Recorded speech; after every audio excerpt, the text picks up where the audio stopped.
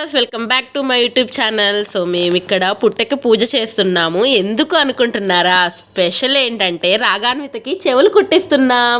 అందుకే సో చెవులు కుట్టించే ముందు పుట్ట దగ్గర పాలు పోసి పుట్ట దగ్గరనే కుట్టిద్దామనేసి అనుకున్నాము. అందుకోసం పుట్ట దగ్గరకు వచ్చాము. చూస్తున్నారు కదా, చక్కగా పుట్టకి పాలు పోసుకొని మంచిగా చెవులు కుట్టించాము. చెవులు కుట్టించేటప్పుడు రాగాన్విత అయితే సూపర్గా ఏడ్చింది. వామ్మో, నాకైతే చాలా భయం వేసింది.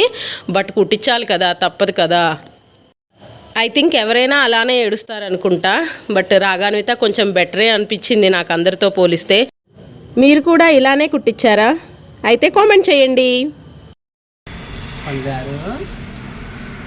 ముద్దుల తల్లి ముద్దుల తల్లి నా ముద్దుల తల్లి. రామ్ రామ్ రామ్ భజన్ జై.